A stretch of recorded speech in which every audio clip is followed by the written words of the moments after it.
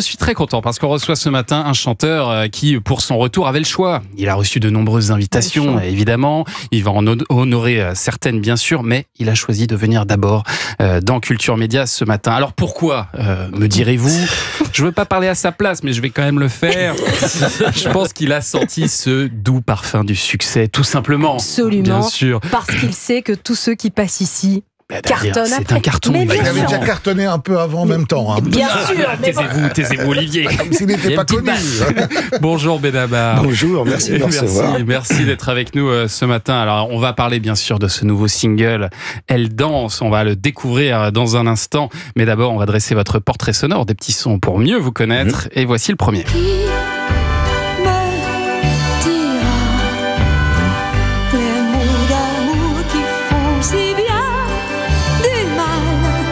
Je ne sais pas si vous reconnaissez cette chanson du film de Lelouch, Itinéraire d'un enfant gâté. Ah, carrément, je me demandais ce que c'était. Dans lequel Belmondo est fasciné par l'univers du cirque. C'était votre cas aussi, petit Benabar? Oui. C'est encore aujourd'hui d'ailleurs, ça encore me fascine. Le cirque avec tous les clichés du cirque d'ailleurs, à vrai dire, me fascine. Le clown, et le clown, la trompette. J'ai commencé petit à faire de la trompette pour ressembler au clown. Mais vous pensiez pas du tout être chanteur pour autant? Non, j'ai jamais eu ce fantasme-là. Je pense que finalement, ça m'a plutôt servi de faire un peu naturellement de la musique, de commencer à jouer sans me projeter. Des fois, ça peut plus compliquer qu'aider, je pense. Vous avez même joué de la trompette en tant qu'enfant de chœur? Oui, j'ai été enfant de chœur. C'est discret la trompette. Oui, la Vieille Maria. J'ai été excommunié, hein, bien sûr, sur le moment. Je fais interdit d'église, c'est très rare. Et on me fouille à l'entrée des églises, en fait. Est-ce qu'il a sa trompette? Oui, j'ai joué de la trompette en tant qu'enfant de chœur. Puis après, j'étais scout et tout ça, donc j'avais fait tout ça. Et puis après, j'ai continué à jouer de la trompette. Alors, j'étais moins un enfant de chœur depuis, mais j'ai continué la trompette. La trompette qui est très présente dans votre musique, Benabar, comme dans votre premier single, par exemple, en 2001.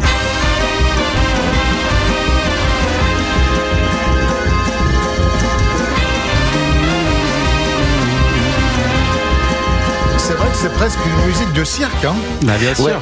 C'est très inspiré de fanfare. Ça m'a toujours fasciné, cette imagerie-là. Et avant de vous lancer dans la musique en solo, vous avez même créé un duo musical de clowns. Clown chansonnier qui s'appelait Patchol et Barnabé, c'est ça?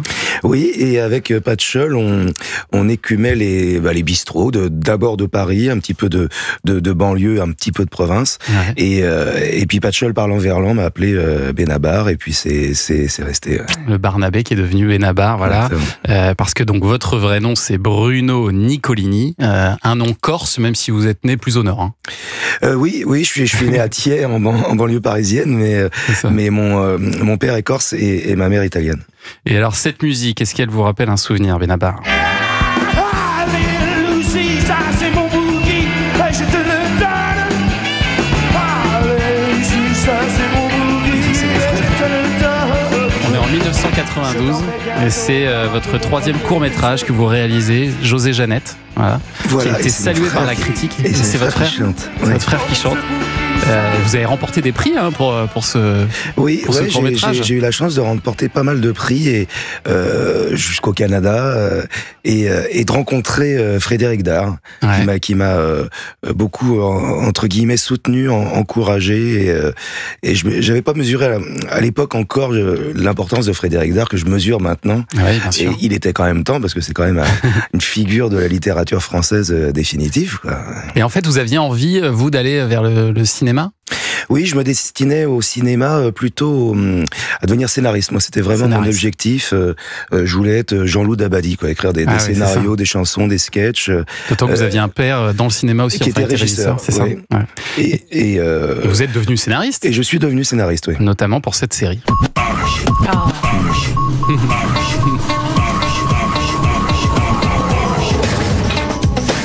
Ça, c'est quand même exceptionnel d'avoir été scénariste de cette série culte qui est H. C'était votre premier boulot de scénariste? Oui, le premier boulot. J'avais fait des courts-métrages, j'avais écrit de mon côté, mais le premier vrai boulot, avec Eric Laven d'ailleurs, qui est un ami commun.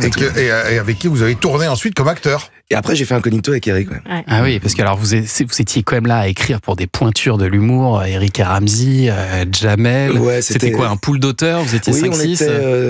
On était 5-6 essentiellement. Il y avait des invités qui venaient écrire avec nous de temps en temps, mais l'essentiel sur les 4 saisons, on était 5-6 et c'est vrai. Alors on le dit toujours. D'ailleurs, c'était lancé Loco aussi. Hein, je m'en souviens. Les locaux de Canal+, et puis il y avait cette liberté. Alors ça fait terriblement vieux de dire ça. Je pensais pas dire ça un jour, mais le seul, et d'ailleurs la veine en question était vraiment garant de ça. Le seul blocage, c'était il fallait que ce soit marrant, quoi. Ouais, c'est ça. Et c'est devenu culte. Et c'est devenu culte. Ça passe encore. C'est encore diffusé aujourd'hui, bien sûr, sur les plateformes. Et puis il y a plein de jeunes, d'ailleurs, notamment les rappeurs, qui me connaissent pas vraiment en tant que chanteur, mais qui me connaissent en tant qu'auteur. Auteur de H, voilà. Et puis vous le disiez, donc en 2009, vous passez pour la première fois devant la caméra avec ce film. On m'appelle, mais qui le saura? Le vacarme de la ville couvrira nos voix, on rappelle. Original du film Incognito, c'était vous aussi qui signez les chansons. Incognito, une comédie très drôle. C'est pas toujours le cas des comédies. Elle a été très réussie, cette comédie, avec Franck Dubosc et votre ami, le regretté Jocelyn Quivrin. Quel souvenir vous gardez de ces premiers pas d'acteur, Benabar? Ça a été très émouvant pour nous, mais ça l'est encore. On en parle des fois avec Eric, avec toute l'équipe d'ailleurs, Hector aussi qui avait participé au scénario. Évidemment, la disparition de Jocelyn, et puis comme ce film a une aura très sentimentale, y compris pour le public, je me rends compte, c'est un peu un doudou pour des jeunes, et donc ça, c'est très important pour moi, au-delà du côté cinéma de la chose, dans ma vie plus que dans ma carrière, en fait. Ça a été vraiment un moment un peu charnière, oui. Tu sues de là, comme Enrico Macias.